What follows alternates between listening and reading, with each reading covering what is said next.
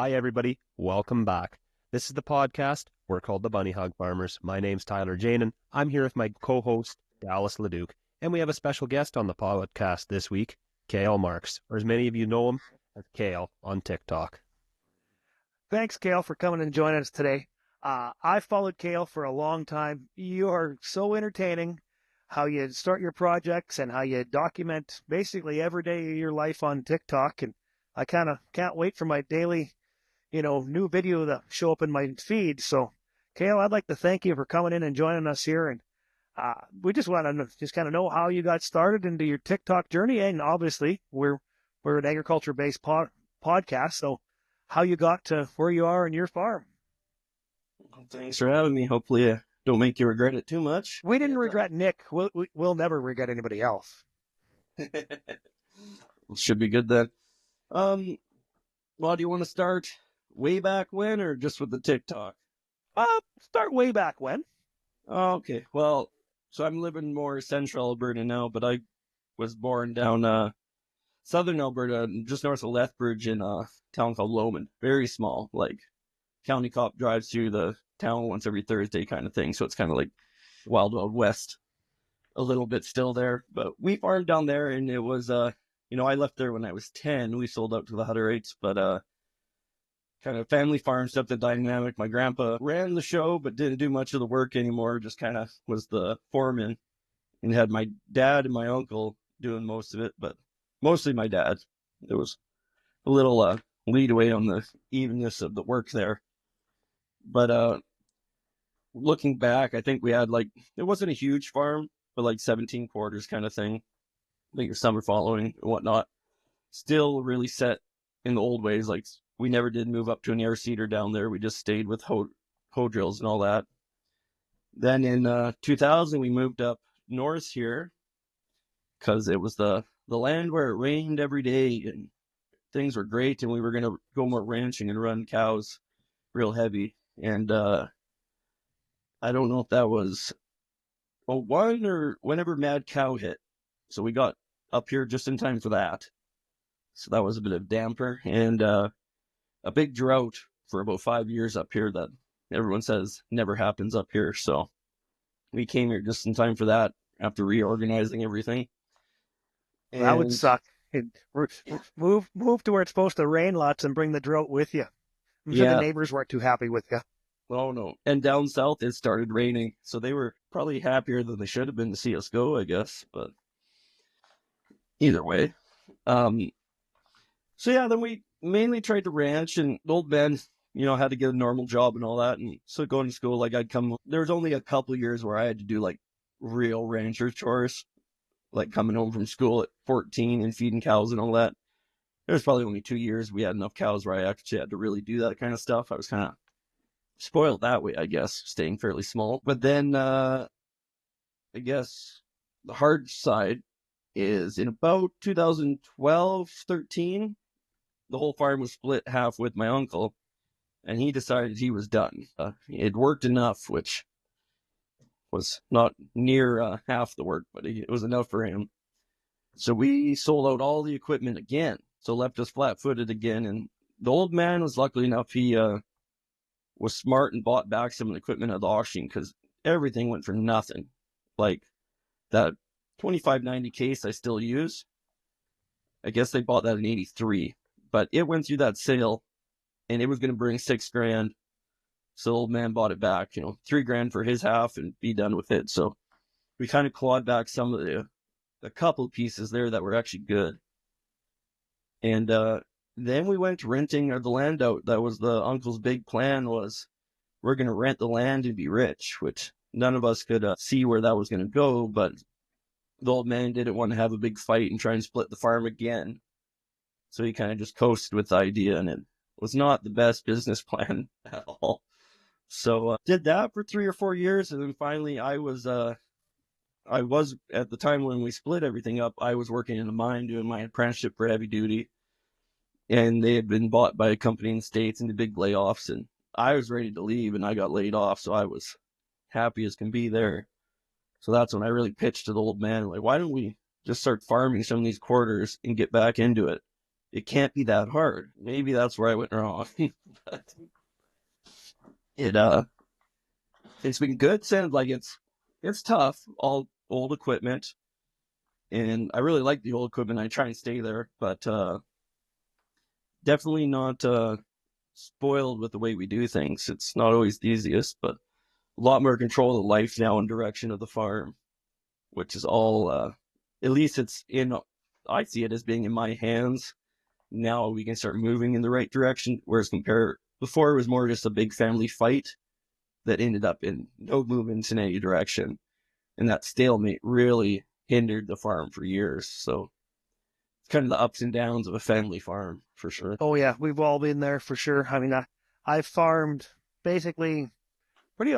I graduated in '95, and then I left for a year or so. And basically, Dad told me, in spring of '97, I need a hired man. I can't do it by myself.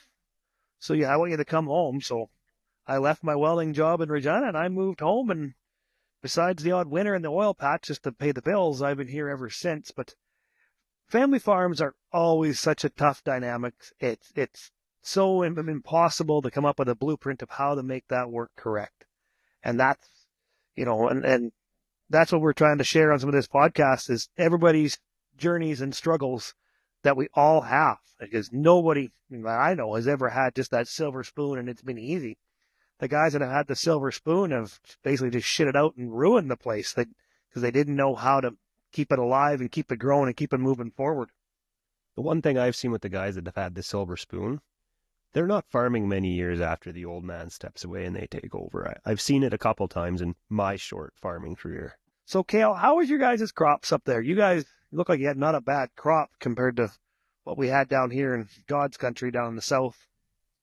Well, it's hard to judge because I'm in a weird pocket. There's a power plant, coal mine, like that's where I did my apprenticeship.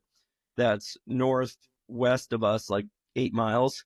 And that cooling pond just releases so much hot air that any of those little rainstorms coming through, they split around it and they just miss all of our land perfectly every time. Like, if you go 15 minutes east of here, I think their land got about 10 inches more rain last year. So it gets difficult to judge. And last year we had an okay amount of rain, but all at the wrong points for us. So the none of the crops were overly amazing. I know a bunch of the barley was doing 50, 55 bushels. Nothing stood out great, but the only saving grace I've had is so far with all the marketing, I've sold at the highest I've seen for everything. So that's about all you can ask for at that point. That's good because don't follow my grain marketing skills. I can find the low in every crop because then I've waited. I'm broke. I have to pay the bills. The men need to be paid. I will sell today and the price will go up tomorrow. So don't follow me. So follow Kale. Yeah, no, and I've lucked out. Like got mad and I messed up and I should have took the weed off earlier. I should have moved fields, but I had to move across the whole farm. And I said, well, it can wait. And it was a bad move and it started raining and I finally got that weed off and it was something like 15.8 protein, but the bushels weren't great. And then it was also, I believe it was 16%. And I thought, oh, how am I going to move this? And had to worry and thought about buying a little batch dryer. And finally, I just talked to Buddy, who runs the grain broker by me I went to school with. And he said, well, with that protein, we'll ignore the high moisture. And I think I moved it at 9 or 950, something like that. So right off the field at high moisture, I went, that has to be a win. Just do it. The hell with it. Yeah, because sometimes the off the combine price, you think it almost sucks at the time, and then you look back and you go, man, I wish I would have sold it all off the combine. Yeah, I struggle with that a lot because I dumped so much of it in that. That's a 42 by 150 hay shed is what it really is, Quonset. And I drop grain in there, and it's fine, but picking it up every year is a fight. And you wonder if it's worth it or not, but the fact of the matter comes down to we're not really set up to be moving it all off the field quick enough to an elevator to stop the combines. And in this area, it's really bad for being a dry summer and just start raining in the fall. So if you can have those combines running, do not stop them. I would rather fight and pick that off the ground again.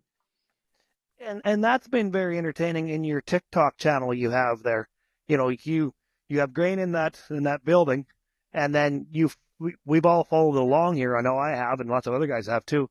Followed along as you've taken a drag from a different bin, different system, settle up the struggle and the fights, the time it and everything, and make it work has been really entertaining.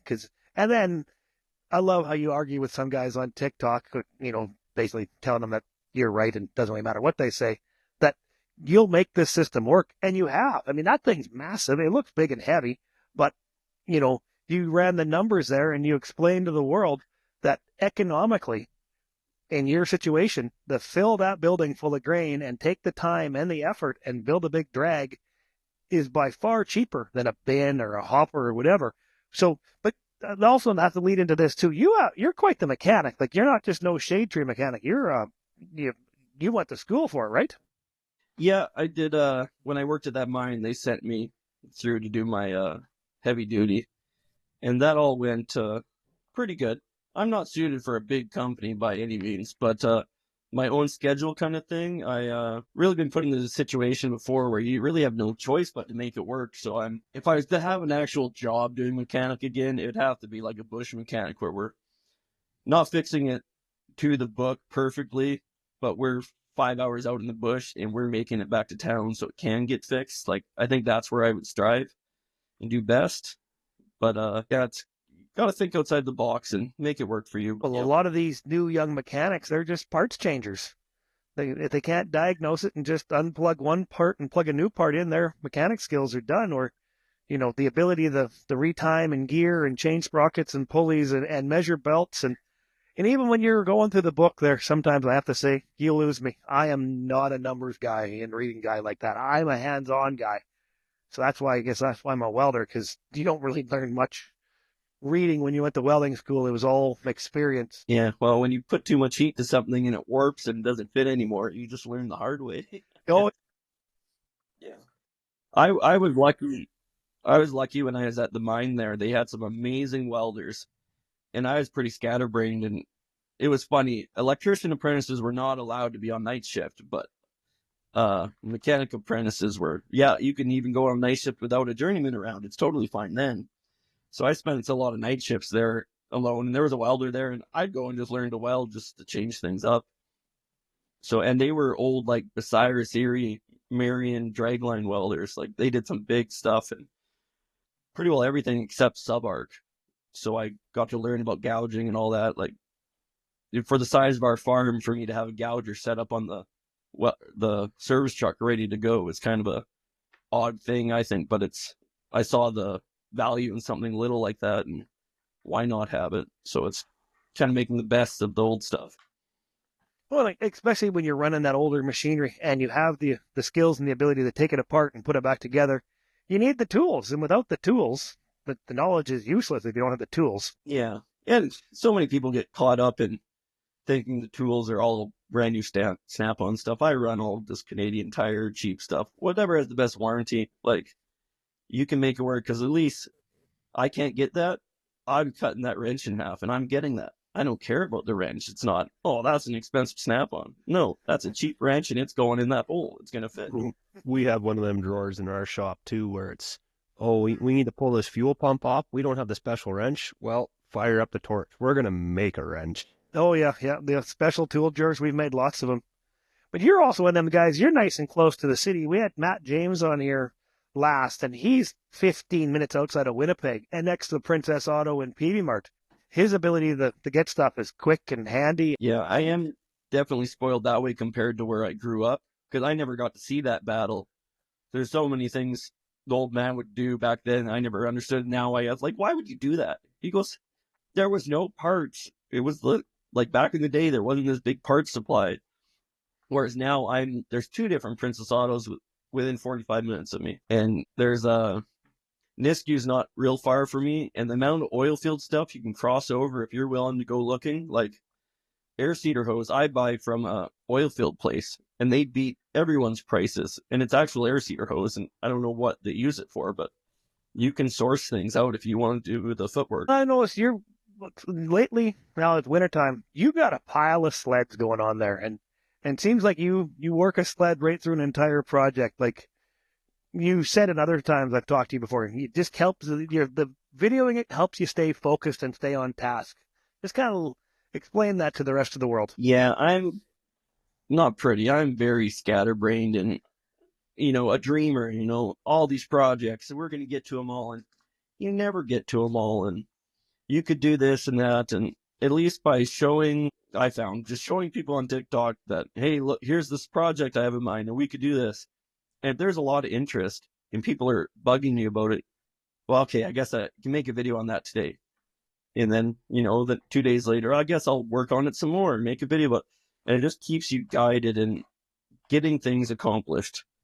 Because otherwise there's times where I get real bad and I'll be in the shop and I need to get something done, but I'll have 3 projects in the shop and I'll work on one for 15 minutes and just next thing you know, I'm sitting there playing on the phone. Okay, well, let's walk over to this other project for 15 minutes and I'll start bouncing around. If something catches my interest and locks me in and get something done. So, I'm lucky enough that harvest seeding, like the goal is so big that, if the combine goes down, I can just focus and do it. But on those, it's really for those projects that aren't priority, but do need to get done. It really keeps me in line there. It's keeping us, on TikTok all entertained, because I know more about a Mikuni carburetor now than I ever knew before. It's like anything else. Everyone, they decide in their mind that it's a carb and they don't understand it, but it's so simple once you break it down. And like that goes to the troubleshooting with the mechanics too. Everyone overthinks it. They're looking at this whole tractor split with parts scattered everywhere. Back up. There's a troubleshooting tree. There's an order of things. You're not splitting that tractor. You're taking those 4 bolts out for the front drive shaft. Okay, now you're putting jacks under that. Now you're unhooking those hoses for the steering. So, don't look at the whole project. Break it down in simple steps.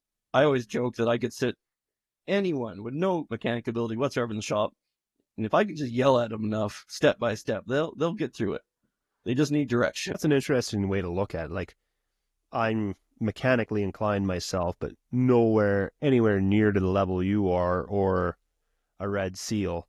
And just listening to you talk about that, like it's not a big project to split a tractor. It's you take this off, and oh shit, you got it split. That wasn't that bad. That's a whole new perspective to look at it that way that I never even saw myself. Yeah, I think most people get in their own heads and get in their way, and if you feel defeated, you are, like, whether you think you can do it or you can't do it, you're right.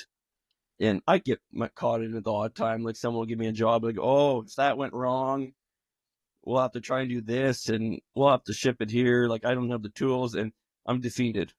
There's no point. Like, even with hiring a mechanic, when you bring up a job, if they start, oh no, what about this? And oh, that could go bad.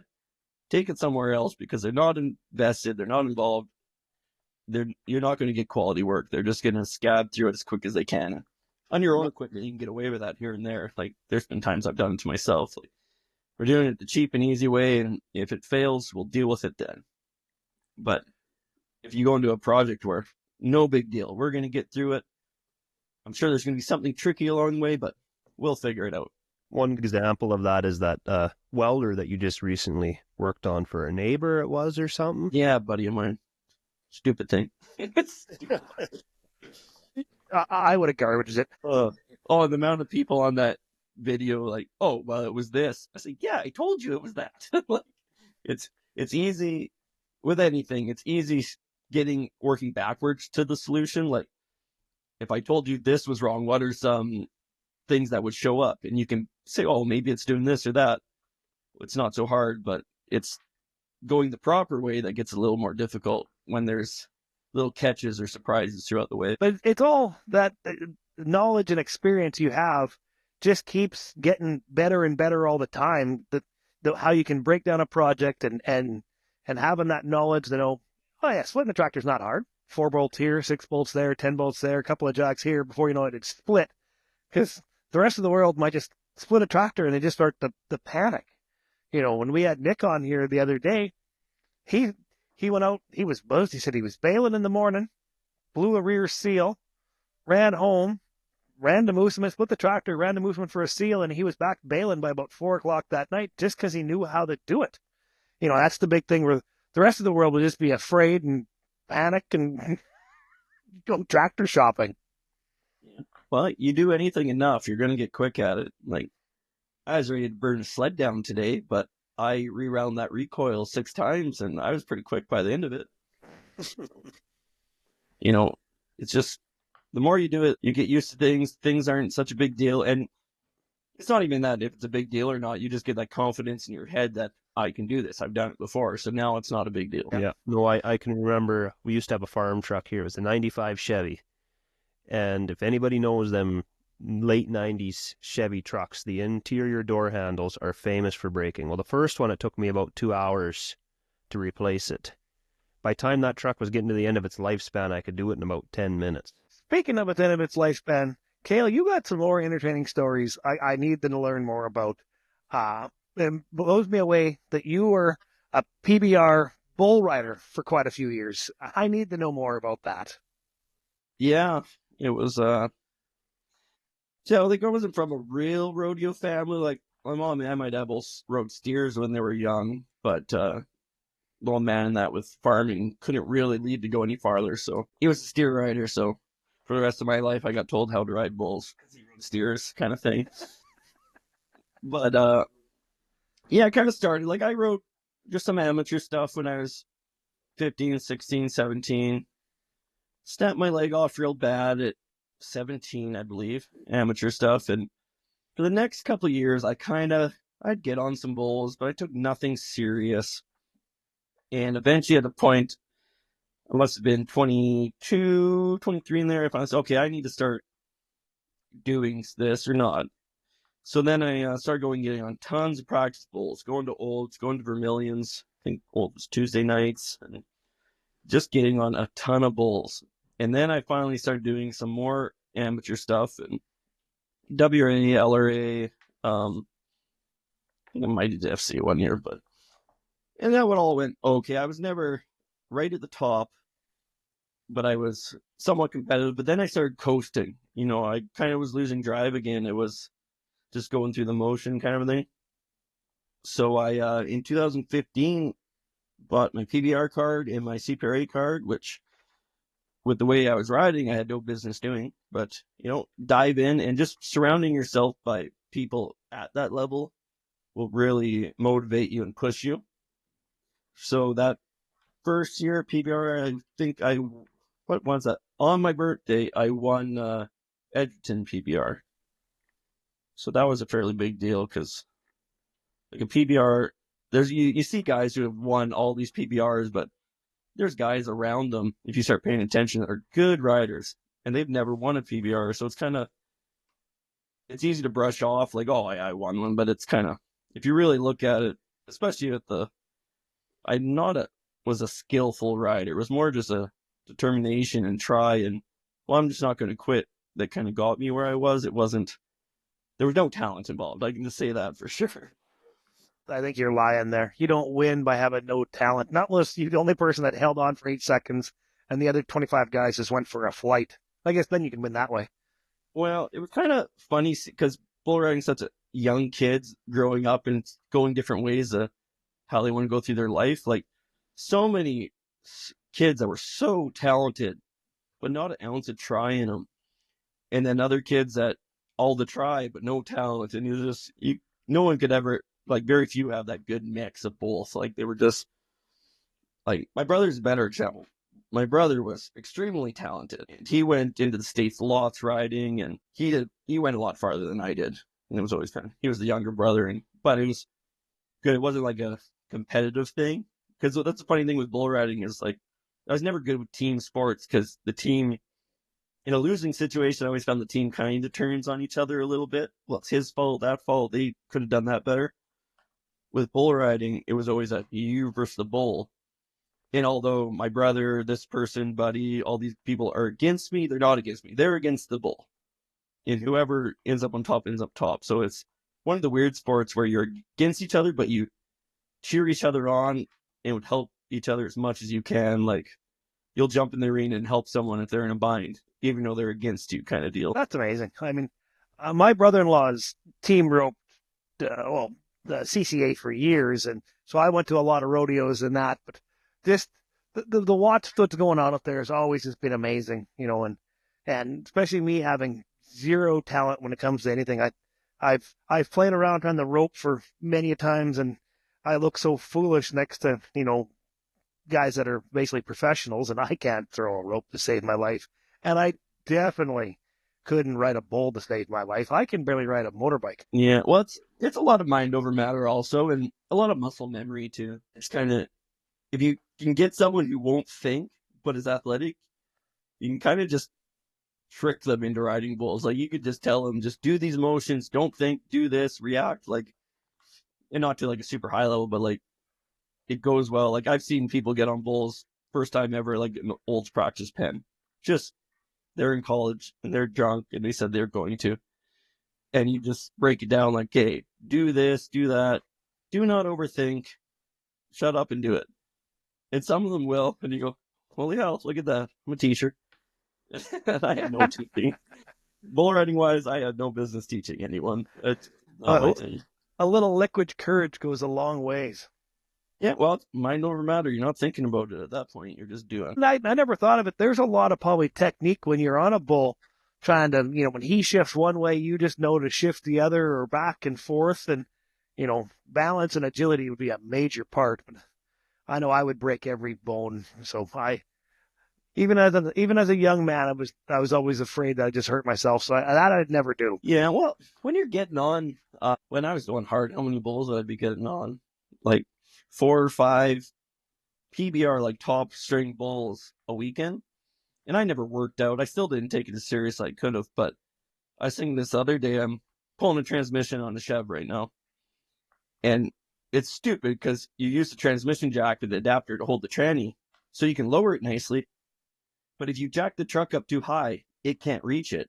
And if you keep it low enough, now it can't slide out from under the truck without hitting the frame rail. So you still have to take the tranny off the jack underneath the truck. And I was thinking about this. Back when I was rodeoing, I had this 91 Dodge rodeo van, kind of half camper van.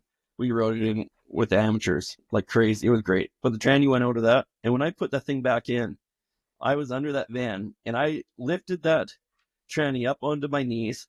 I put the torque converter in, like I'm on my back, and I lifted that overdrive Dodge tranny, a 518, up over my head on my knees and with my hands, and installed it on the back of that 318 without a jack.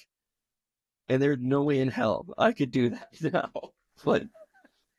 And I never thought I was strong at the time, but I was thinking about that and go, well, maybe I was a little strong from riding bulls. What was your worst injury you ever had riding bulls? Actual worst or what sounds the worst? Well, we can do both. Well, I was at a little, what was that? Just an open bull riding up a cold lake, and had this bull step right on the back of my neck and on my shoulder blade, face first into the ground. And I get up and I'm leaking from my nose, walk over to the side, and I'm not feeling good. So we go up the side. They said, well, you made the short go. Do you want it? I said, no. And my brother's right there. You pussy. You ain't going to take your short go bull. And I went, no, go away. I'm not feeling good here. So we all go back to Vermilion, where we're staying at Buddy's house. They're all going to the bar. You coming? I said, nope. I'm going to sit on the couch. And they all yelled at me for that. The way home the next day, we got a little brother has to get home to feed cows. I said, I think we need to stop at the hospital and get some x-rays. And he's mad at me again. You pussy. And I went, no, my neck does not feel good. So go to the hospital, they take x-rays. No, you're fine. You're fine. Okay. So then 2 days later, I'm doing a clutch on this little John Deere. It's a little like 2010. Terrible little cabless tractor. I hate those things after that tractor. And the hospital calls me and they said, what are you doing? You need stop whatever you're doing. I said, I'm changing the clutch. They go, your neck is broken. I went, oh, well, that's nice to know now, 3 days later. So, and that's where the hospital stopped. The hospital, we told him his neck's broken. He is good. Like, they didn't care a bit more than that. So my only saving grace is my chiropractor, who actually cares. So I'm talking to him. I go, well, I'd like to know when I can get on bulls again. He said, well, you know what? Let's send you for bone scans, and they will have all the answers since the hospital doesn't care. They send me for bone scans, and they come back. They go, oh, well, your nose is broken, which I knew. Your neck's broken, and your shoulder blade's broken. So, oh, well, that's nice. How did they miss all of that at the hospital? He goes, oh, I don't know, but you'll be good to get on bulls in 5 weeks. It's not that bad. So, and in 5 weeks, I was in Vermilion getting on bulls, and it was stiff and sore, but it wasn't really that bad. Good chiropractor is an amazing thing. I visit one pretty well every second week just to keep my tortured old back and neck going. But yeah, that's amazing that the doctors your first go around didn't catch the broken neck and the broken collarbone, broken shoulder, and that's just that's not right. 3 days later, after somebody reviewed the X-rays, then they're like, "Well, better stop this guy from doing something as you're changing a clutch." Yeah, it was my views on the Canadian healthcare system are not nice. We can put it that way. Neither are mine. I thought, but we've tried not to delve too much into politics here yet, but someday I guess we're gonna have to. We'll say that and we'll move on. But yeah, I don't know. Agreed. For my worst wreck, when I did break my knee off at 17, the doctor wanted to amputate. He said it just will be safer if we amputate. Because I broke my tibia plateau, so the whole socket of your knee, I split in half. So he said, wow, it's way safer to amputate. And I said, well, I don't really give a shit about what's safer. You're going to try and save my leg. Like, is it a risky surgery? Well, not overly. You could have a blood clot and have some issues and all that. But it's just kind of tricky. I said, well, you best do it.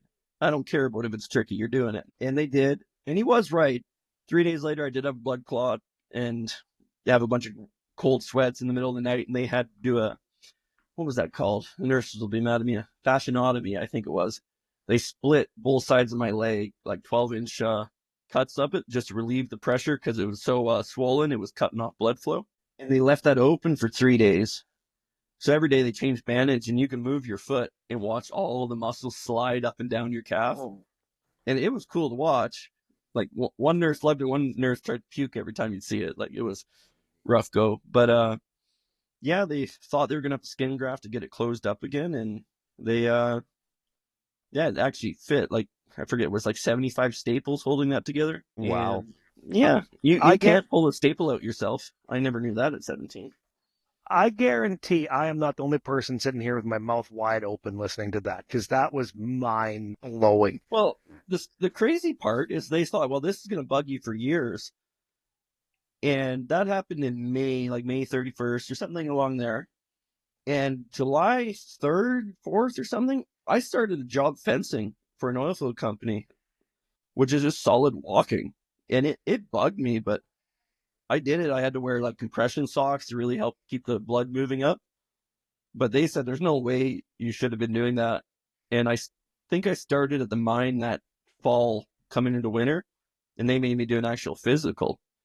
And they read that on the sheet in the timeline and looked at it, and that doctor was amazed by it too. Like, this is great. Like, that's not what should look like. You should be pretty crippled up still. And meanwhile, they, back in May there, the doctors wanted to whack it off and say, hey, here, look at your new prosthetic and enjoy your life. Yeah. Yeah. I must not have the will of some others.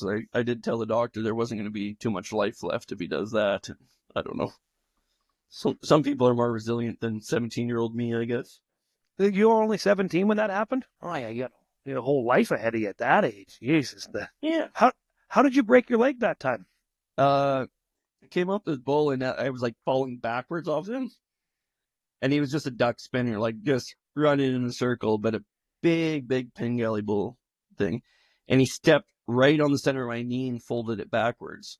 Oh. Yeah. So that's kind of a funny side of it too, is you will get hurt and stepped on and ran over way more when you're not as good at riding amateurs, because you're getting on bulls that are running in a circle and are empty in the middle, and you'll fall in the middle and they'll run all over you. Whereas when you start getting better and you start riding PBR, you're getting on bulls that are so strong that when you come off, you're thrown out there 10 feet. You got the best bullfighters around you that are not messing up. They're right on it, keeping that bull together, and you can just walk away like not a big deal. So it's funny how I would want my kid to ride better bulls, because what if something happens? Well, there's less chance of it happening there. Okay, but did you do the cowboy thing? When you broke your knee, did you walk out of the arena or did you get carried out? No, there was no walking, but I didn't let them ambulance me away, because if they ambulance me away, the whole rodeo would be stopped until another one got there, and if the bull riding's the end. So I said, well, I'll just hang out here. So I just sat it was an indoor rodeo, sat in the penalty box bleachers, whatever it was. And so we'll finish the rodeo and then take me to the hospital. So they never had to hold the show up for me, I guess. You are 10 times tougher than I am, my friend. Holy snozbox. So we were talking the other day, actually, when we did the very first podcast release, we did a live there. Travis Hildebrandt and Kale joined us for a little while there. Along your career of working and your friends and stuff, you told a story there about how a buddy of yours wanted to move a couple of grain bins. And this story it's almost unfathomable, so I'm going to let you tell it the best way you can, because it is the most insane thing you're ever going to hear. Yeah, well, I'm upset because it never actually went through. And that's the worst part of this whole thing. Like, it's one of those things that's so crazy, and then you do the numbers, you're like, well, that makes sense. So, buddy who runs the grain broker, it's Kyle and Carol Hayden Grain. We'll plug him there. He has 3 yards now, but his original yard's here, close to me. And when he first set up, he had 55,000 bushel bins, and then he put 10,000 bushels next to them. And eventually, the 10,000 was being too much of a pain for him with the operation was set up. So, lists them for sale, and he's selling them to buddies and neighbors and that. And the one neighbor once, I don't know if he was looking at 3 or 4 of them, but they're 26 feet wide. So, just to move them, if you're to tip them, I believe there was 6 or 7 power lines between his yard and the guy buying them. So, and they're $1,000 a line to drop, and they're only going to do one a day. You times that by 4, you have like $24,000 right there. So while that's pricey, and it's going to take 4 days, so we're looking at outside the box things. And Kyle calls me up. I got an idea here, and if it goes through, I need you to run it. I said, okay, what are we doing? So I'm going to have a picker truck come, take the top of the bin off the hopper, set it on the ground. We're going to do this to 4 bins. I got a Sea King helicopter lined up from the airport. It's $3,600 an hour, but I think we can move 2 or 3 bins in one day. Maybe all 4 in one day. And I went, move them how? Like, the plan was we were going to hook these bins to the top of the corrugated top of the bins and leave the hopper and fly them cross country one at a time. And it would have been, I don't know exactly, 8 miles, but no power lines. And he said, if they're all set up ready, I don't see why we can't hook that bin up. It'll be there in 3 minutes, 4 minutes. You drive over there, unhook it, and we get all of those moved in one day. And then we'll load the hoppers up on the highboy and just move them that way. That'll be easy. And I went, that is insane.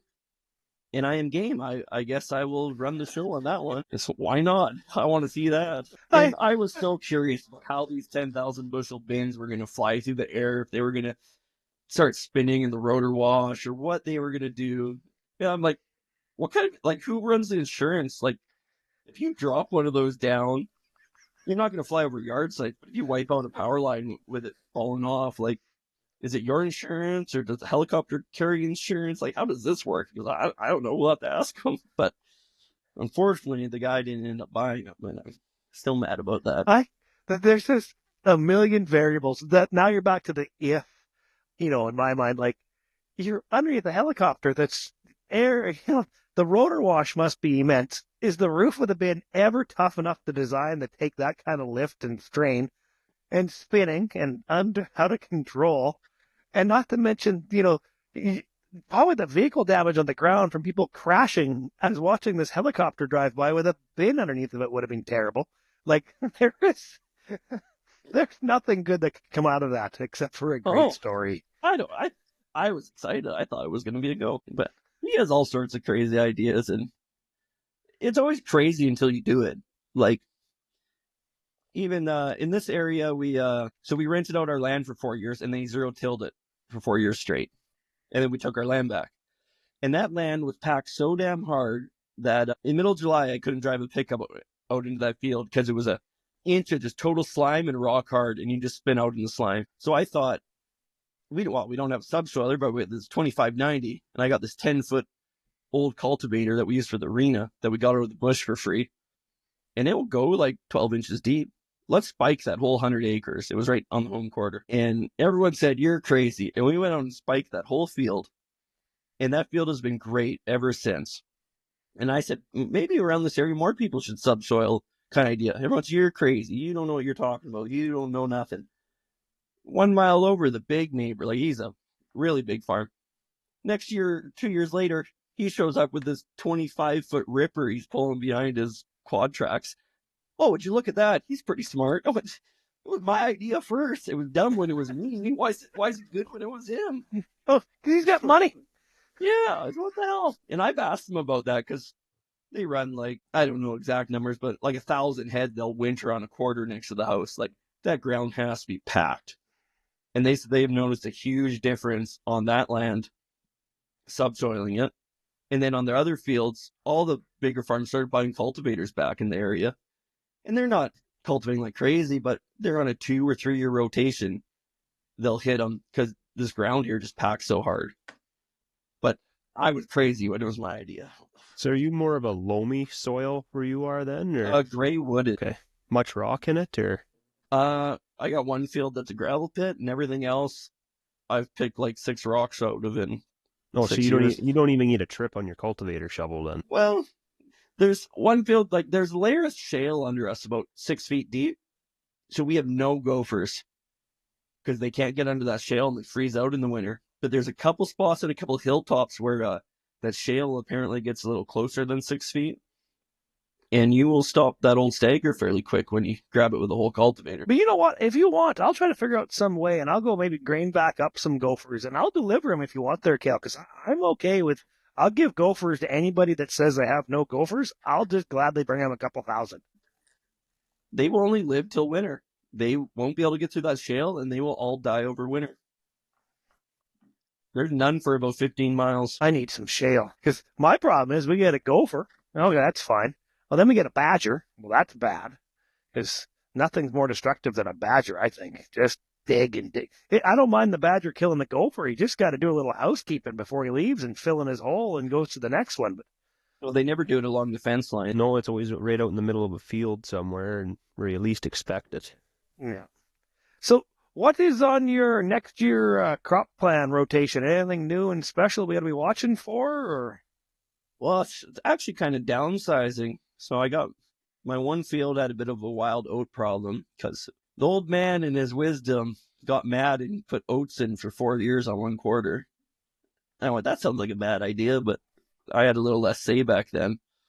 So now I get to deal with this wild oat problem. So really, I called the one neighbor last week and said, you should just come inside, do a silage crop on this quarter. It's bad with wild oats, and I want it taken off early.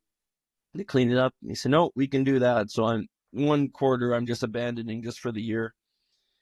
And then same old cereal rotation, just oats, barley, and wheat, hard red wheat. I'd like to maybe try and work some kind of peas into that somewhere.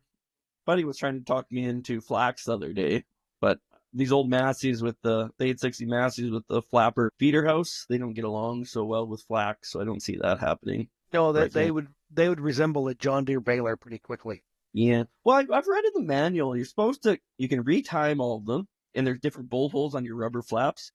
And if you put them to the outside bolt hole, they will just contact each other by like a 1/16 of an inch. And you time them all so they hit each other. And they're supposed to rip the flax off of each other, but I just don't think I want to go through that. You've played a little bit with sunflowers too, have you not? More as a hobby. Everyone's like, well, what's the profit on those? I said, damn zero. But when you plant 11 acres right in front of your house, in front of your deck, it makes a good drinking spot. So yeah, I still have one bag of them left. So I think right around my house, there's a spot, because my house was put on just on old pasture. So all the land is worked like 100 feet out from the house with the dozer and all that. And then it just goes to pasture. So it's pretty rough. So there's one little weird corner, it's like an acre.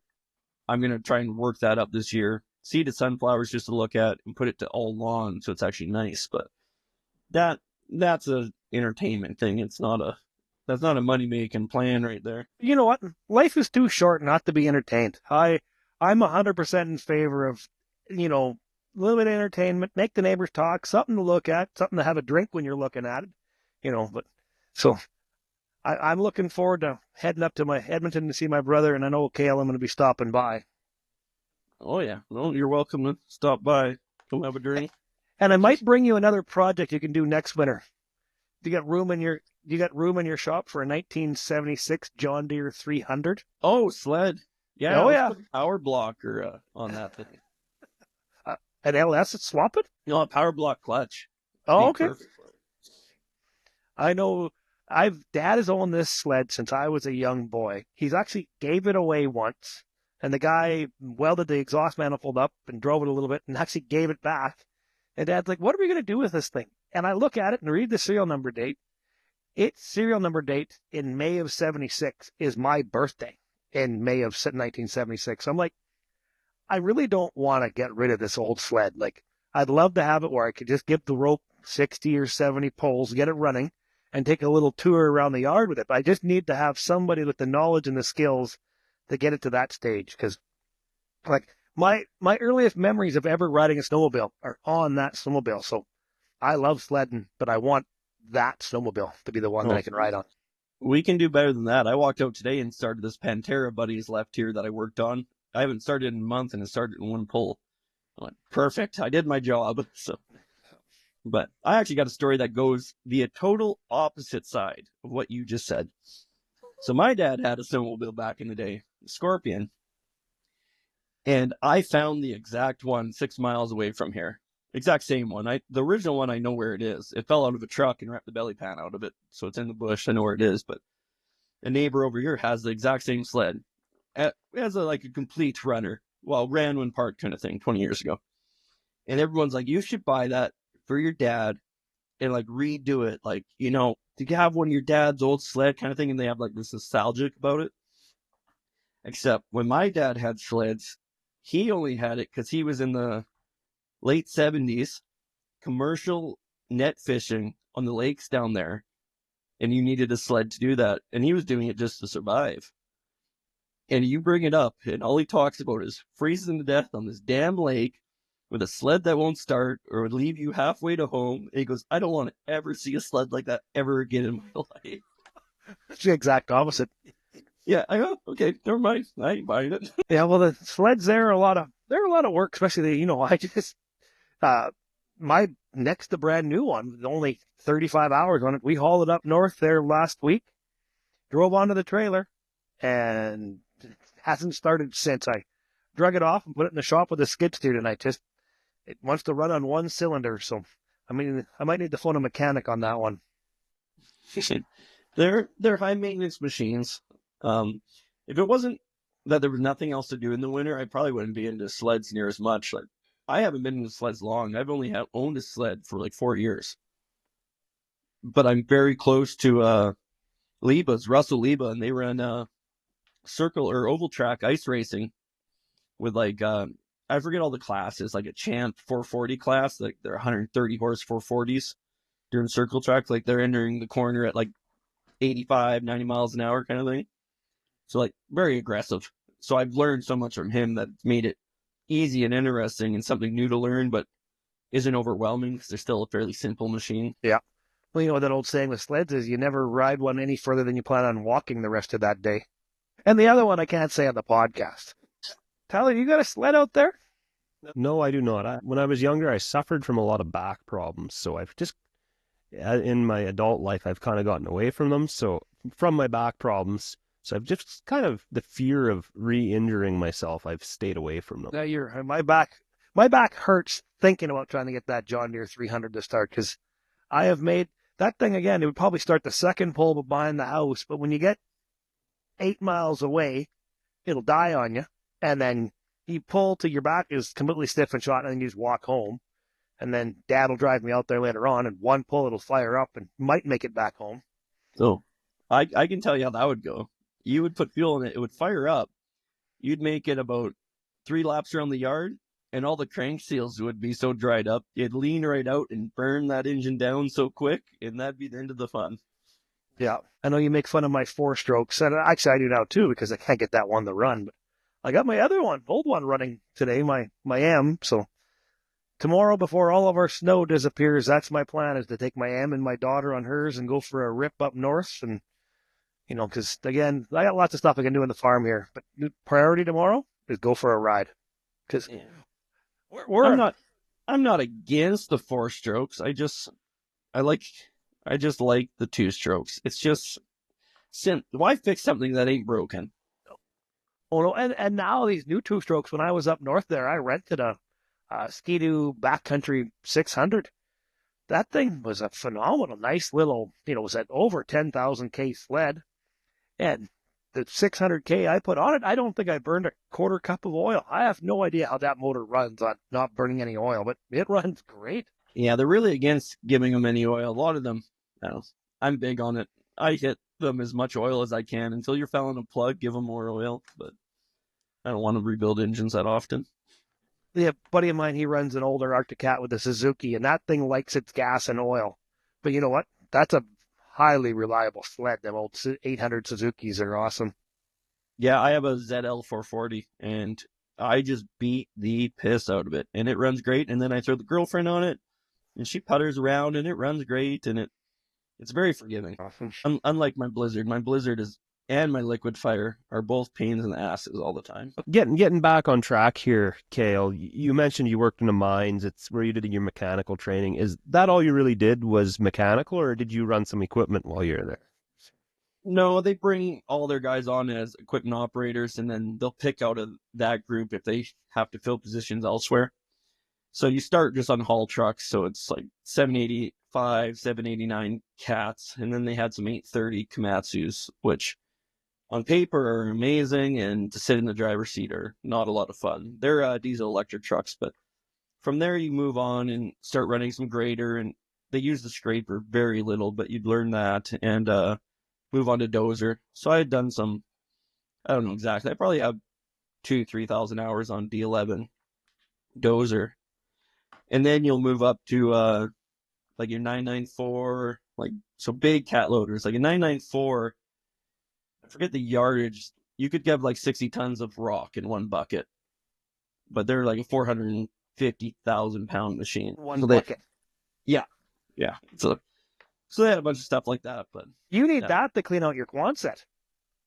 Buddy has a 944 Deer, so like a 90-pound machine I could have used too. But it was the funny side of it is I started there when I was 18, so I'm an 18-year-old running this heavy equipment and playing around and doing things you shouldn't be doing. But if you're not getting caught, it never happened. Like the amount of Rockfords and just slides I've done in like these old 630 Komatsu haul trucks. They had a 149 V16 engine in them, and no one wanted to run them, but I'd abuse that thing, and you couldn't break it. It'd break you, but you couldn't break it. But yeah, you did all sorts of stuff to entertain you. I think I have the land speed record for a D11R, and I've never seen any proof of anyone going faster, so I don't know. But that was a coal mine and an open pit mine. So eventually they started having us drive right down to the bottom of the pit to load up. And I don't know exactly how far this is, like maybe 150 feet down from normal land. So if you're on dozer and they switch over to coal, they want you to go down there and clean up before the loader gets there, so it's all nice for them. I can't remember the guy's name that was in that 994 going down the ramp, but that thing goes like road gear, 8 miles an hour. Like, they're not fast, 12 miles an hour maybe. And I'm at the top of the ramp and he's halfway down. And I'm in this it was 18 dozer, I remember. This was the last R they had before they had old T's. and it was worn out. Like, but it's a corporate thing where it needs to last 9 more months no matter what. So they went and put new rails on the tracks, but never changed any bogies, which makes no sense. But we need 9 months out of it. That's what we're getting. And it just came out of the shop. And I turned down that ramp and I start going, and I forget, they go 6 miles an hour maybe, because they had third gear locked out of them. Maybe only 4 miles an hour. But you got Mexican overdrive. You can kick her into neutral and they'll start moving. There's 240,000 pounds there going downhill. And next thing I know, I'm going by that 994, and I look over and his eyes are huge. And that is where I start getting a little worried about my situation, because I am moving, and you can't just touch the brakes on them because they're so strong. Like, it puts you into the dash. And to steer is the same thing. Like, you touch that, go through your clutch, and then you hit brake, and it will throw you around when you're moving. So I'm like, what am I going to do here? And I'm like 19, 20. I'm like, I'm getting fired. Like, holy hell, there's no hiding this. And we're moving, and I just start, you can't dive the blade into the ground because then everyone's going to know you messed up. So I start putting the blade just on the ground a little and just start piling a little bit, just trying to, okay, let's slow down. Like, these tracks are ballooned out, like almost taking out the handrails. Like, I've never seen tracks so like They're going around so inflated. fast. It was scary.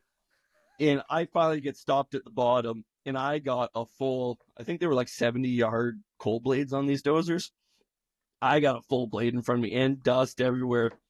Yeah, I'm like out of the dozer, like taking a little walk, like, oh my, what did I just do? And the guy on the 994 comes out and he stops and he runs out. He goes, holy shit, you must be going like 60, 70, 80 kilometers an hour when you went by me. And I went, yeah, I felt that pass. Like, it didn't feel good. I regretted it instantly. Holy hell. Something that weighs like 250,000 pounds. Oh, my God. And it's just hilarious looking back to think playing in some of that equipment and just not respecting the job at all. Just being a little shithead, abusing stuff in there. And, like, to go from one guy who's like has a family he's providing for, and like this is how his family lives, this whole job, like it's that important, then me just don't give a shit, and away we go. And I actually got to be a decent dozer operator. I ended up buying a dozer of my own after, a little case, and it was a fun little machine. I had that for years, but I've liked running equipment, but I don't like working for someone else. I think it's my problem, really. Right. You mentioned before you've rolled a dozer once before. Yes, I did. Yeah, actually, you care to go into that? Yes. How do you roll a dozer? You can do it.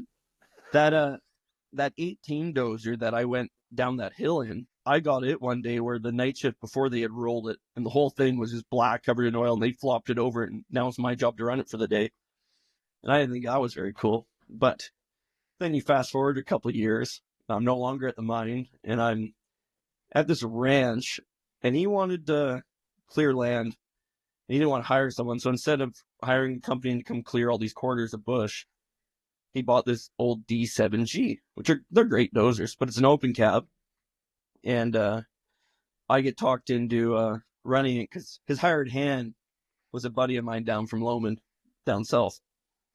So I get this job running it, and the very first day, this thing lights on fire in the belly pan on me, and I'm out in the bush, and I get it out somehow, and that was the start of our adventure with that D7G. Like, I think I lit that thing on fire 6 times, and I broke the C-frame on it. Well, I might not have. The C-frame was broke. We noticed this in a peculiar position that D7 ended up in.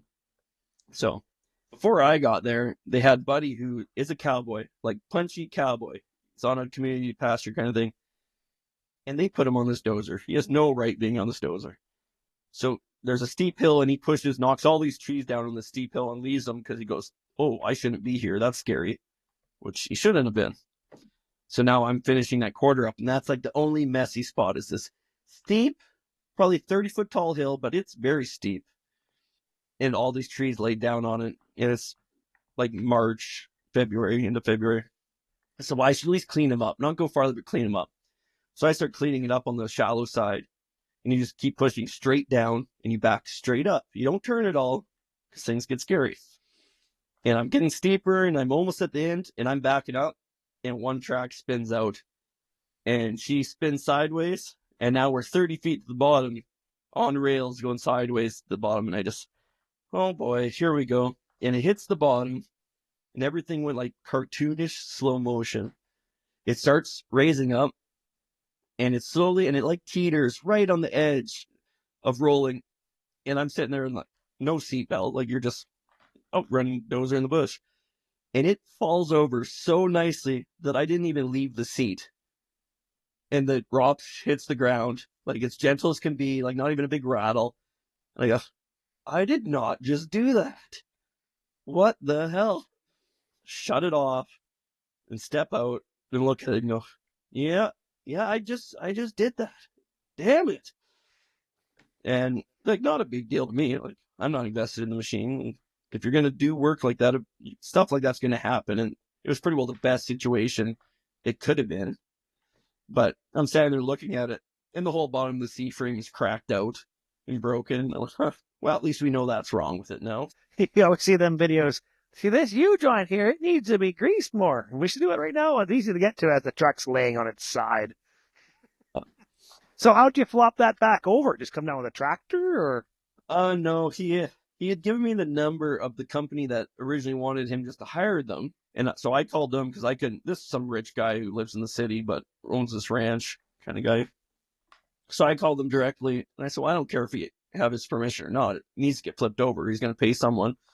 So I called them and they just walked out a little D5 with a winch and it came over. They went on the top of the hill and hooked the winch up to the C-frame and just so gently came back. And we lost tons, all the tranny oil, fair bit of diesel, but it had engine oil in it. It was a little low, but it was there. So he started pulling me and I fired it up and there wasn't any oil up on the rods. So everything just fired up nicely. So I just had it running so I could use the steering clutch a little bit and had them just pull out to high ground and then did some oil changes and had that C-frame welded. And then luckily the big milk came and I was done. And the next year, I think they burnt that thing down. He hired someone else. I think they burnt it down. And then he hired someone just to clear all the land. But I don't know. I was out there alone and in 2 months, I think I cleared 2 quarters or quarter and a half of solid bush. That's my D7G experience. They're good dozers. That's a long winter on an open station cat. Yeah, well, I had a lot of freedom with it. He goes, if it's minus 30, I don't expect you to be out there, and I'd like you to run it more than you don't, but, if it's cold and on the weekend, take it off. So I was rodeoing, and it was okay, but you kept lighting fires, so that kept it fairly warm. So that pushed all that bush, actually we're an agriculture podcast in theory. So that turned all that into farmland. You ever went back and seen like that dirt that you did there? Is it she full-blown farmland now? Well, it's not far. So that guy, think of a community pasture, but it's private. So he just brings on a whole bunch of pairs. I haven't seen it personally, but the interesting side of that, that was probably 2016 or something. I did that. At the time in that area, you could buy a quarter of brush for like 80 grand. But the cleared quarters were like 300. And I thought, if this guy had any sense, he has the money. He should buy 2 dozers because it's dangerous to run one alone. He should run 2 or 3. And he should just start buying land and just clearing it all. Like when there's, 260 grand, 240 grand to be made per quarter. You own 2-3 dozers, you can clear it a lot cheaper than that. Like there's money to be made there, I thought, but land prices probably went up quite a bit since then. That's the big thing. The old story is it takes money to make money. I mean, if a guy, you had the envision, you just didn't have the $1 million it takes to buy all that land and machinery. Yeah, that's what every failure says. I was just held up by not having the money. I had her be. So you've never tried any pulse crops or nothing like that up there? I did 1 crop of peas once on my bad quarter that is very hilly and very rocky, not knowing what I was doing. That's how I actually ended up with my hoe drill, because I have an air seeder. I was using it. I wasn't overly happy with my air seeder. But I bought these peas, and that thing would not seed them. They would bridge in the tank. And we're in late May, and these peas need in the ground. So I got on Kijiji and I found these 7,200 case hoe drills 45 minutes away for, forget what they were, $3,500 with grass boxes on them. Said used last year, shouldn't be close to ready. So I went and grabbed them. And the next day I was seeding peas with them. I haven't looked back. I love the hoe drills over there, seeder, since it's such a stress-free way to seed. How'd the peas do? Terrible, but everyone did terrible that year. I think they went 15 bushels an acre, and I was fairly ashamed to find out the neighbors who do them every year got 3 bushels an acre. I went, that's what you seeded. So, and I think they went $18 a bushel. So it only took 2 truckloads to haul them all in and made the same. I think the net profit was the same as the barley the year before. So it was like, it looked terrible. Everything about it looked bad. And then on paper, it worked out to be the exact same. So it's like, oh, okay. But ever since then, the old man has not been happy about the peas, which I don't understand because he never combined a single bit out there. I was out there with one combine. But he's getting a little more dramatic with farming at his older age here. He's kind of done with it, but still trapped into it. Yeah. Like the one year he was going off on a big rant about how I'm done with farming and I'm too old for this and blah, blah, blah. It's too much work and all this. And I looked at him and went, you know, what have you done this year? You hauled grain up the crop, like drove grain truck for our bit. And then I think you dished 50 acres. That's all you did the whole year. What are you crying about? Well, it still seems like a lot of work. Get called out, doesn't know what to say. It's work that he's not doing.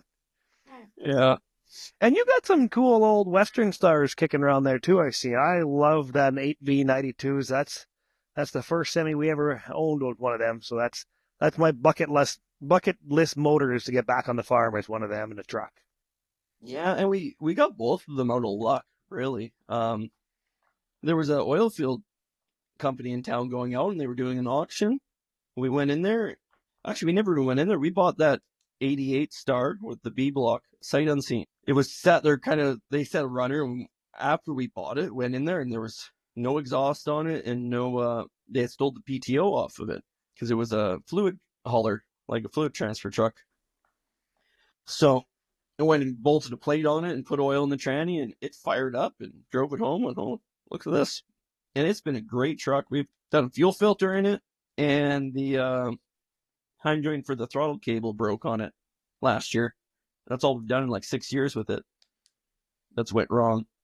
And the truck's been amazing. And then later on, find out the thing was in-framed right before the company started getting hard times, had to steal parts off of it. And all it did for the last 10 years was run empty aluminum Super Bs to town for fixes and whatnot and used as a yard truck. So that truck's been great and optioned up well. 4 1/4 cat, a 15-speed horseshoe with 44 rears on it with air ride. So for an old truck, it's optioned up pretty nice. And then mine, like that's the old man's. Mine is that 79 Star that's also optioned up pretty nice for the year. It has a 445 horse 8V92. It has a 15-speed in it, but not a horseshoe. It's a direct. It has 40 rear ends and just spring ride. But I think that spring ride rides better than the air ride. It just sucks when you're hooking up the trailers.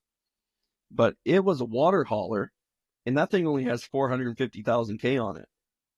Because story I heard is they were more worried, they inherited the company, and they were more worried about running race cars than really working. So if money was low, it'd go to work. But if money was good, it was parked, and they just were running race cars and whatnot. And it had been parked. It was safetied in 2000 or 02. Got used that winter and parked and never moved again. And it had a new motor put in 99.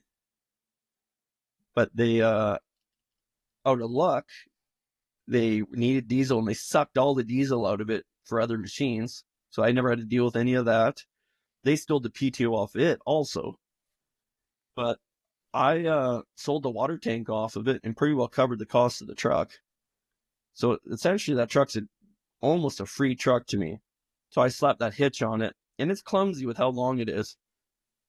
But that thing's a great truck for just hauling a tandem grain trailer. But jump back and forth between the 15 speed, whether double over or horseshoe or whatever you call that.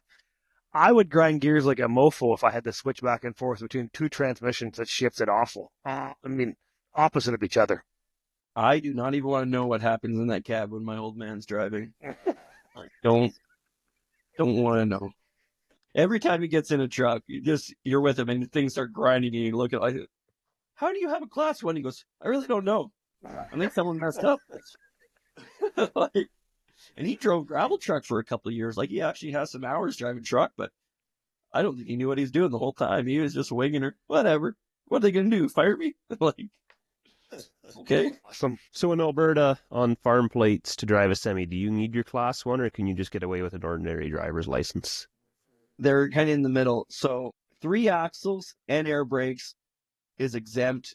You can run in class 5. So if you have a tandem grain truck, a class 5 can drive it, from my understanding. Same out here with it. Yeah. Same out here with an F plate. Yeah. Yeah. So then once you hook a trailer onto it, you're in trouble. So like we have that single axle Freightliner, and it with a single axle air brake would be legal for a class 5, like a single axle trailer with air brakes, because you'd still only be 3 axles, from my understanding. I've yet to see this in person, but the law states 3 axles, air brakes exempt for class 5. If you put a tandem trailer on that truck, now you need a class 1. But they kind of got rid of the whole need of a class 3 pretty well, is the best way to explain it. Yeah, the old 3A's gone. Yeah. Yep. I think you can still get it, but with all the training and stuff you got to go through for both of them, you're just better off to get the one than you can do it all, in my opinion. Well, take a month of training for a 3A, that'd be completely pointless. Yeah, I think it's only like $1,800 to get a 3 here, or something along that, whereas the class 1 is up in your $9,000 or something. So that's why a lot of oilfield companies in this area, you're starting to see a ton of tandem axle trucks pulling electric brake trailers, because they can hire on all these guys with class 3s and get them trained up in a week or so and be running. Really? Yeah. So if you have like more utility stuff or like bigger snow moving crews, you'd see a gravel truck pulling an electric braked spindle hitch with 2 bobcats on it, kind of an idea. You can have a class 3 guy pulling that around. Oh, wow. I don't know if that's 100%, but that's my understanding of it. But they're going to have to do something, like how the whole industry, trucking industry, I can't see how it's going to survive when you're $10,000 to get your class 1. And once you do, no insurance company will cover you. So you can't even run with anyone. And if a company will, they say, well, we're only going to pay you $18, $16 an hour because your insurance is $4,000 a month. And since you have no experience, you don't have 4 years experience. Like, the industry is kind of doomed to fail in my eyes. I don't know. I have real trucker, but I have heard rumblings that they're going to change that because of just how, with what's happened in the past and how they've had you have to have all this training in order to get your license. It's how it has virtually killed the trucking industry. I've heard they are going to make some changes because they went from one extreme to the other. Yeah, on it ever since there was that bad bus crash. Any kids, Kale? No, I've been waiting. None that I know of. None that you know of. None that you claim on your income tax. Yeah. No. I'm going to wait till the farm is more stable. It's been rocky with all the family farm transition stuff. So, but as you can almost do a whole part on the dying family farms and small farms, because, like, I don't know what people think of our farm as being. I think a lot of people on TikTok that really got my ass about just spend the money, do this. They're coming from that view of a 10,000 acre farm. And maybe in their eyes, a 10,000 acre farm is small, but like those 2,000 and down farms are just in such a weird spot of what's profitable and trying to keep up with the Joneses versus if it's really even worth it. And, you know, your margins are so small. So what's best to do kind of thing. Farms of that size, the way it's going, unfortunately, they're becoming less and less. Yeah. Because of the cost of inputs, the cost of machinery. So it is a lot harder for a small guy like you to justify a newer piece of iron, per se. Yeah. But, like, if you watch on the video, the whole idea is, do you need that newer piece of iron? Like, are you keeping up with the Joneses? Like, what does buying and not even like a new tractor, but let's say we just jump into the late 90s and get a 9370 case Stagger. What am I gaining over my old Ford Stagger, which I don't think is a particularly great tractor? I'm gaining a nicer cab. That's nice. Hydraulics, you're getting a bit, but you're still not getting into modern air seaters. You can just run old ones better. Like, are you buying that just to keep up with the neighbor and look like you're more successful, or is it actually helping the farm? We got a 9280, and I've done lots of videos on that tractor but I have aftermarket pump on it. I have triples on it. I have the pump juiced up. It's got a bigger turbo. It's got triples. It's pulled an 80-foot drill. It didn't like it, but it did it. So when we had to go seeding, something's got to pull the drill, and that tractor was set up to pull a 70-foot drill, but really pulls a 50 or 60-foot drill pretty awesome. But that 80 with the 980 is just too big for it. But there's a lot to be gained from. We had an old Stagger Bearcat, I think, and we actually traded that off on that 9280. Nicer cab, more power, bigger power, better hydraulics, quite a bit more comfortable, way quieter. And then with the Atom Jet kit on there and stuff, and power shift transmission. In my terrain, in my hills, that power shift is king, because it's not a race to the top of the hill as long as you make it to the top of the hill. Yeah. Yeah. And like when we were down in that Loman country, we had some big hills. And up here, I don't really, but even there's the odd, I have one quarter that's hilly, and its hills are not hills to you. But there's times I went, man, power shift would be nice. And I keep looking, like we have that FW30 Ford that's been converted to an 855 Cummins. And I go, if I ever have a chance to ditch this and get a 4880, 4900 Massey, just to have those 3 power shifts and a cab that I can actually like lift my arms up without hitting every inch of it, the cab, that would be a benefit. But that's still not a huge investment, like big upgrade tractor. It's just I'm checking all my boxes with still only spending 20 grand. Yeah. That's kind of the way them 4800 Masseys, that guy whoever designed the cab of that tractor had to be a square dancer, because those things are massive. And you can square dance inside the cab of that frickin' tractor. They're so big. You can't touch the windows when you're sitting in the seat. Those are huge tractors. And the 903 Cummins, most of them are 903s. I think all of them are, actually.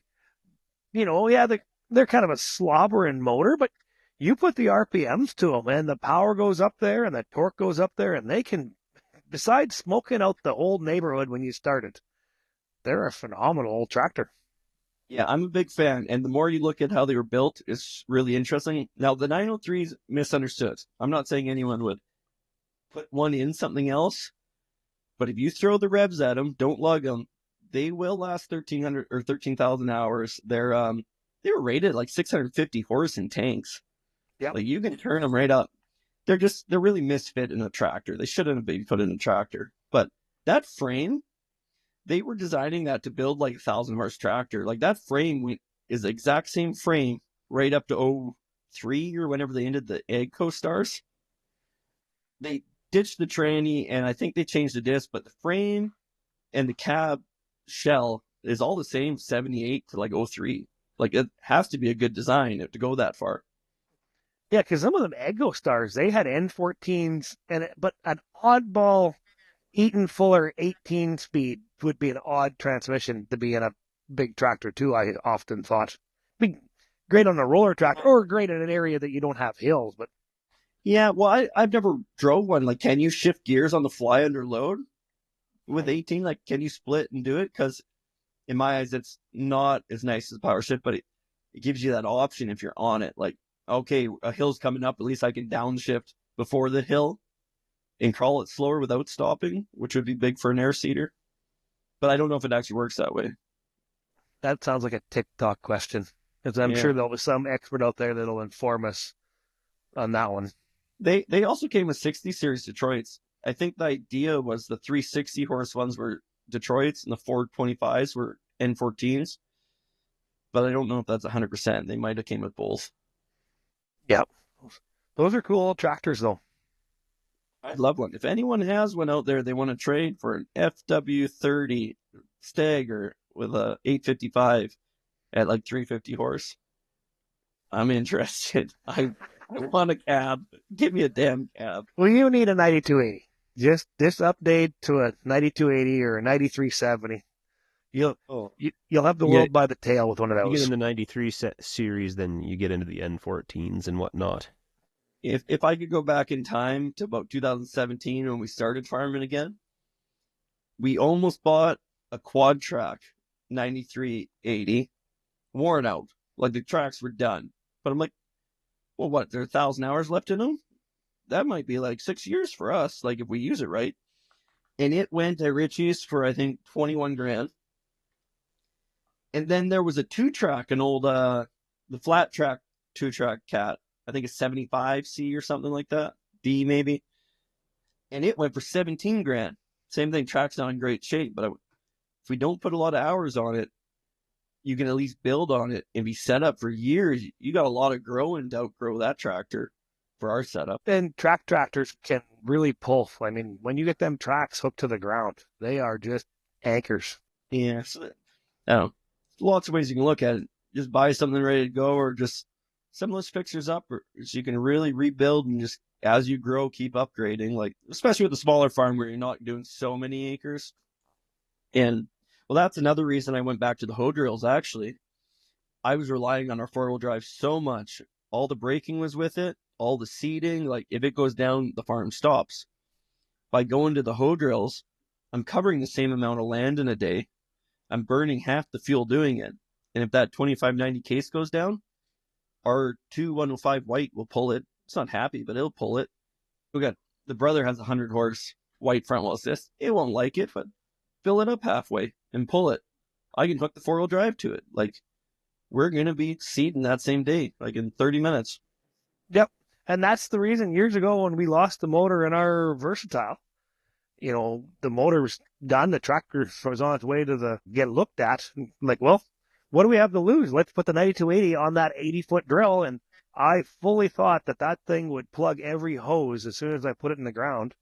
And all of a sudden, when a whole blockage monitor turned green, I'm like, I'm going to seed one pass.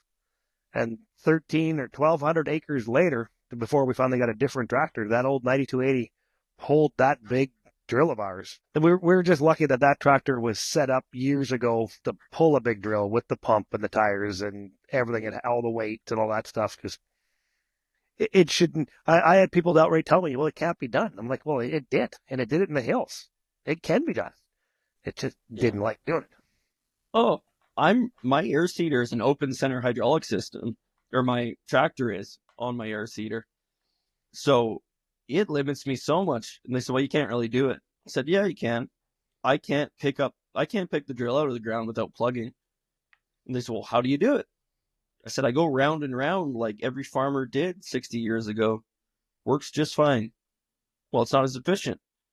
I said, I think it's more efficient than buying an 80 grand tractor. Like it works. It's not ideal, but it works. So, there's more than one way to skin a cat. Oh yeah, and I always say there's a will, there's a way. I mean, for us there, we had to do 3 headlands, so we'd give it we'd power shift right down to almost a crawl, and we'd shut off the shanks, and the fan would come to almost a screeching stop. Would come half the RPM because it's raising the shanks and that drill at the same time. But we're going so slow, there was very little product in the lines, and once it got them all the way up, the fan revved up, we made the turn. And it stayed slow, clicked it back on, put it back in the ground, going slow, at 1.5 miles an hour. And then once it got the shanks in the ground, the fan revved up to normal speed, grab a couple of gears, and away we went. We had to turn incredibly slow, but we did it. No. But like I said, there's a will, there's a way.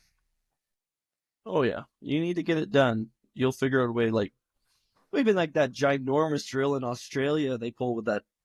It's not a Baldwin, is it? Maybe it's a Baldwin tractor. When that thing was designed, they were using two-track deers, I think, hooked in a line pulling on the thing. Yeah, I've seen that. Like that's not an easy running machine. If they wanted to cover the ground, they were covering the ground. But if you're designing a drill that just has one shared toolbar, two tractors and two tanks, why wouldn't you just have two individual toolbars? Versus your two operators having to make hand signals or on the phone all day together saying, I'm going to turn right, you turn left, or don't turn left. I think they were trying to prove a point. Yeah, I'd have to agree with you on that one. That having two tractors hooked to one toolbar, it doesn't seem very efficient to me. One thing Dad and Leonard have always stated, you can have one big drill, or you'd be more efficient with two drills that are just slightly smaller than that one big drill, and you'll be more efficient. Oh, yeah. Like, my air seeder ain't big. It's a 35-foot old New Noble. Okay, and those 28-foot hoe drills, I can cover more land than that air seeder in a day, and I can burn way less fuel. I'm down to, like, with that 2590 case, it's just idling around with those, because that's a heavy tractor. That thing weighs 24,000 pounds. Like, it's only like 3,000 pounds less than that Stagger.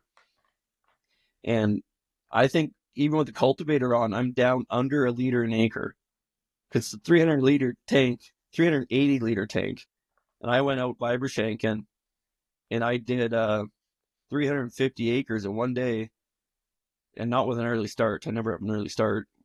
And yeah, I think I put 300 liters in the thing. So it's efficient, and that matters with a small farm. So it's not like a bigger version of like a 1570? I think they're about the same horsepower. It's 205 engine, 180 PTO.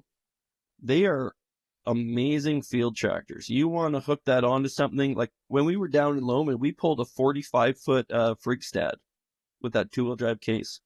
Okay, yep. Actually, we can do a whole funny story on the whole thing. I don't know what was going on with my family in the late 70s. My grandpa was in charge, which I'm going to say is not the best equipment buyer. So I don't know the exact orders on these, but there was a white dealer in town, so he bought a 4-150 white 4-wheel drive. And they hated it. They said that 3208 Cat was garbage. So they traded it off, and they got a Co-op Implements Wildcat that has a 3208 in it. And they didn't like it, so they got rid of it. And I think they got it. I can't remember if it was actual Stagger Wildcat or Alice 440 Wildcat. But same 3208, and they just didn't like it. Like, surprise. They just hate that 3208, but they keep buying tractors with it.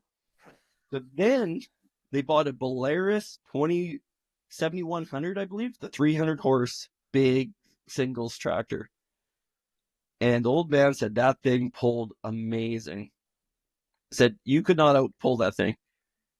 You really wanted to invest in a hired hand to run it, because you didn't want to. But he said that thing was amazing. And finally, they wore the tires off of that thing. And they didn't make that size in Canada. You couldn't get them. So we sell the damn thing. And the next year, they come up with the size that will go on those rims. So that was that. Oh, okay. So then we bought two 2590s, both in 83, and I think they were both 82 models. The one had a loader on it, and they're terrible loader tractors. So the old man said that one was always a dud. So they ran it for years, and they pulled the guts out of the one we still have with a 45-foot Frigstad up and down those hills down in that country, and said it just worked great. Never give any problems, just pulled the guts out of it. And finally, around 95, I was just a little kid. You're graduating. I was just a kid. We traded the shittier 2590 off on a 4840 Massey. And that thing was a great tractor. That did us well for many years. And then, yeah, that second time we sold out, it finally went. It went for nothing. Like 10 grand, I think. And I found it. It's in Tabor. I could buy it right now. Back our same original tractor. I've really thought about it, but I don't know. I'm on the fence. Sometimes you just got to do it. Or don't listen to me. I'd buy all sorts of garbage. Yeah. Yeah, them 2590s and them 2594 case tractors, they were a great tractor. But what I've been told from the few guys around here that had them, they had a little bit of rear end trouble in them just because they had a little bit too much power and not enough rear end in them. Well, what I've been told is so they don't lube in reverse. So when you put it in reverse, it quits lubing the tranny. Yeah. So what happens is the problem, like ours ran fine for 20 years. And when we moved up north here and we came ranching, we put it on the bale shredder. And you're constantly backing into the shed. Yep. And then you shut it off. And in the morning, you go and fire it up and not think anything of it. But you can be in neutral and reverse still. So you fire that thing up, it's in neutral, and you walk away, let it warm up for 20 minutes, and it's not lubing the tranny the whole time it's spinning. So the same thing happens when you back up to a bin with it on an auger, anything like that. So I think their biggest flaw was operator error and not educating operators of the problem. Because yeah, like we had the power shift rebuilt in ours once, and now it only gets used for field stuff again, and it's fine. Like I'd never tell anyone to buy a 2390 as a chore tractor. No, bad idea. But every tractor has its place. Those 2390s, 2590s are amazing in the field on a cultivator. No, we have a 2394 here. We've owned it since new, and it's got over 30,000 hours on it. Totally. Power shift has never been done in it. My caramba. Yeah. Does yours have the 3-speed? I think they had the last couple years had it's an 85, so it's got the 6-speed in it. Yeah, they never had any troubles, did it? Well, obviously they don't have that much. The only troubles that we've had is that because it's an electric power shift, it's not the mechanical. There's a little brain box under the dash there that goes out. I keep one because we got so many of them old tractors. We got one that we keep in inventory, a little brain, change it out in about 15 minutes and away you go again. Oh yeah. Is it hard to track that box down? No, CNH carries it. Nice. I for like 2590 last winter, I went to get just a coolant gauge, like your engine temperature. I could not get one anywhere. I finally bought one off eBay. It's shipped from Israel to get here. Yeah, so all our tractors are either a 96 series or a 94. So we got the updated dash that's got the bars. Digital. Yeah, the digital bars. That's what my grandpa had there. That was the last tractor he farmed us with a 2094, and it had the digital bars and that different transmission in there. And my uncle still has that tractor, still uses it for, he does a little bit of haying and stuff, still has that tractor. That was the limit I ever rode in that, but Grandpa had a 970 and then he traded it off, and then Dad bought that tractor, and there's still parts of it laying out by the slough here, but I remember riding on that tractor with Grandpa as a little boy there, and them 70 series case tractors and that power shift is so aggressive. I'm pretty sure I stutter the way I do and talk the way I talk because of Grandpa, because every time he'd power shift that tractor ahead, I think he would wait till he heard the bonk, my head hitting the back window. Oh, watch your head. Power shift, bonk, watch your head. Oh, yeah. And my old man used to put his hand behind my head and says, hold your head. And then I'd smash his hand against the window. And I know he'd do it like 3 times. And then the next time he wouldn't, I'd go bonk. And he goes, you'll figure it out. Done hurting my hand over you. No, if you could get them power shifts set up right, they'll just shift like an automatic transmission. Yes. We around here we went from the 970 to the 1070 to the 13 to the 2670. We never had any of the good case 90 series or 94 series. The only place I think they really went wrong with those, like, I think it's 94 or the late 90s when they started, is by painting the cab black. I don't understand why any company would ever paint a cab black, because the day that AC quits is going to be one bad day. Yeah, it was 85 when they started painting them red and black. That's when the merger happened, because we also have a 2094, and it's right at the serial break there when they went from the white cabs to the red cabs. So when it came up from, I think they were built in Grand Island, Nebraska. I could be wrong on that. But anyways, when it came up across the border, it was a white cab. At the same time, they bought a 2294, and just with timing, it was after the serial break, so it was a red cab. So back to the 2094 thing, they wanted it painted red because they knew they'd be buying other new tractors in the future, and they wanted to match. So if it was a white cab, it came as a 2090. But if it came as a red cab, it was a 2094. So that tractor, it could be either way. It just depended on how the customer wanted it. So that tractor, it's it came from the factory as a 2090, but it's been redeckled as a 2094. But it is still a true 2094, if that makes sense. That tractor's actually got over 40,000 hours on it. Jeez, you guys put a lot of hours on your tractors. That 2590 of ours is only at 7,200, I think. Oh, really? Yeah, no, like at one time they were the main farming tractors, right? And then the late 80s hit and interest rates went to the roof, so they never got traded off. And we knew how to maintain them and take care of them, so we just kept them because they were so reliable. All we did was put diesel fuel in the tank and drove them. So the 2394 and the 2094, they have had one engine rebuild, but they've got a lot of hours on them since that was done. But our biggest thing was maintenance. Run CNH high tran oil in the transmissions, and every 100 hours do an engine oil change. And then in about every 8,000 hours, we do a bearing roll in them. Oh, really? I'm due. Almost. Yeah, ours only has 7,200 hours, but it has survived 2 different fires and 2 auction sales, so it has that going for it. It's resilient. Just can't kill that old tractor. So that's a good story how that thing survived both fires, actually. So How do you end up with a tractor with 2 fires? Usually when there's a fire in a tractor around here, it's toast. Oh, the first ones, well, they're both totally luck. Total luck that tractor survived these fires. So the first one, I think the old man was bailing with it up just close to the home quarter. And he's bailing away, and the batteries exploded on it and just come up all on the side of the cab fire. But it's still running. It doesn't need the batteries to run. Anyway, so yeah, he starts booking it across this field road gear in this 2590 with a baler, bouncing it. And that field in the corner had a bunch of bees, and the beekeeper was there at the time.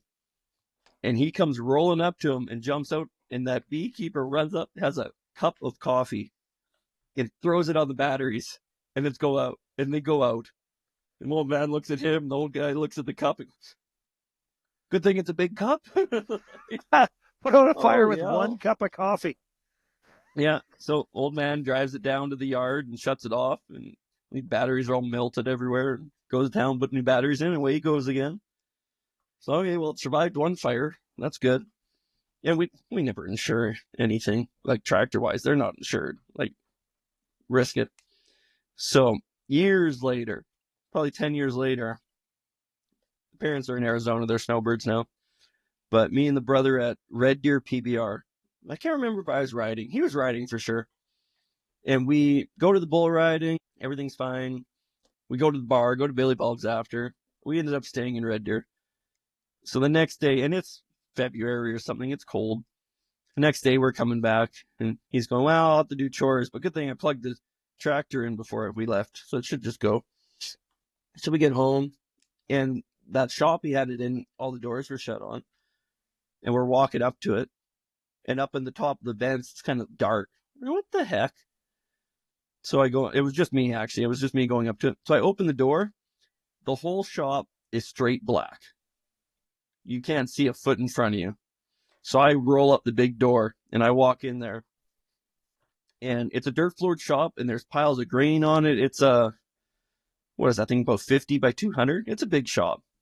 And in there is this, it was my uncle's, a TL 100 New Holland, little short tractor, burnt to the ground. Like, the front tires were on fire the tiniest bit. There was nothing left of this. No back tires. Like, it was burnt to the ground. And the fire burnt out away from the tractor on the ground because there's grain everywhere because we had piles of grain. Burnt right up to this like 800 bushel pile of grain and right up to that 2590 next to it and stopped. It snubbed itself out with not enough oxygen. So we're sitting there and went, holy hell, like it melted the tail lights on the back of that 2590 case. It got so hot, but it stopped. So I go to the house, I go to my brother, you need to come out here. That tractor burnt down. Well, what do you mean it burnt down? I said, I mean, it burnt to the ground. And he walks out there and looks at this disastrous wreck and goes, you weren't lying. It burnt right to the ground. And we look at each other and he goes, well, you got to tell Rod, like my uncle. He goes, I don't want to. You have to. I said, it's not my tractor. It's not my chores. So he waits 2 days, scared to walk across the yard and tell my uncle. And finally, you got to come with me. I can't do this. I said, I didn't burn it down. I don't care. You have to come with me. So we go across the yard and knock on his door. And, well, what's up? And say, and he goes, well, your tractor. Well, there's no easy way to say it. It burned to the ground. Well, what do you mean it burned to the ground? Nah, you should just come look at it. And we walk out there, and the same thing as my brother looks at it. Yeah, that's burnt to the ground. Oh, well, it just walks away.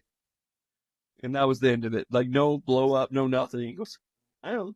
You make sure you feed my cows, figure out a way. That's all I care. And just walked away and went, holy hell. But that case survived that fire too somehow. To the ground inside the building. That building Yep. must still be black on the inside. Oh, yeah. He hired a pressure truck to come try and wash it. Nope. It's a disaster. Everything you touched, your hands were black. My rodeo van was in there, the 2590, something else. We had to buy this TSP like for house fires, like walls to scrub down and scrub that tractor down. I've scrubbed that thing down with spray 9 like 3 times, 4 times. The tractor's finally starting to get to like, if you're working under the hood or places, your hands aren't coming out black. But under the cab, if you look in there, it's still like pitch black. That's Yeah. that's just pure luck. Yeah, and the building survived. And especially to burn right up to the edge of that grain pile. So what kind of building is that? A Quonset, like a 50 by 200 Quonset. There's Just like from the road. a Balin Quonset? Yeah, from the road, it's like a zipper lock one, like Oh, not okay. even the heavy one. But yeah, from the road, you can see there's a big burnt spot of it where there's no paint on the tin on the outside. You can see from the road, and inside you can see it too. And it melted all the wiring of all the lights on the roof too. So we had to rewire all the lights. We only lost that little front wheel assist. That was kind of a shitty tractor to start with, so it could have been a lot worse. And that was the one that was plugged in with a little front wheel assist to do chores? Yep. Yeah, it was my uncle's there, yeah. So I don't know if the radio never had any, it never had a radio and all the wires were just up in there. And it also was plugged in, so I don't know where it went wrong, but it went wrong. I don't know how that got screwed up, but it's very screwed up. Oh, yeah. No fixing it though. No, kind of like Kale when you said, when you were bull riding, you're all in this together. And same with agriculture. We're all in this together. Whether I have a good crop or you have a good crop, but we're all in this together. So if things got you down and you're depressed and you think you need to talk to somebody, I recommend you call the Farm Stress Line, 1-800-667-4442. And they're 24/7. There's somebody there, and they're not judgmental. They're there to listen. So if you have something bothering you, you need somebody to talk to, please give them a call. Yeah, that's the Saskatchewan Farm Stress Line. They're there Yeah. 5 days a year, 24 hours a day. They don't subscribe to call display. They're there for you if you need help. Don't be afraid to reach out. Yeah. We're all in this together, and they're there for you. They're there for all of us. If you need it, if I need it, I'll call it. Actually, I've called it in the past, so it's just, it is what it is, and, you have to learn how to deal with stuff, and that's the great tool that we have to deal with stuff. Well, I have to say, folks, this has been a world of fun. So if you're on TikTok, just type in Kale, and you'll come across a really fun channel to watch. Kale, it's been an outright pleasure to have you sit down for the last couple hours here and BS with us. I've enjoyed it. I like you and appreciate you even more now after hearing your stories and the journey you've gotten through to get to where you're at in your farm and where you're going to next. So if anybody's out there got a 4880 Massey and you want an old Stagger, just give Kale a call. He'll hook you up. But thanks, guys. I appreciate all the guys and gals out here listening. Tyler and I do it just for the fun of doing this. So just relax. We got more episodes going to come. We're going to do more. We got hopefully get some really good guests lined up in the future. So thanks, everybody. We're the Bunny Hug Farmers. We're on Spotify, and we keep hoping to have a little fun. Keep trying to bring agriculture to the limelight here in Canada. So thanks, everybody.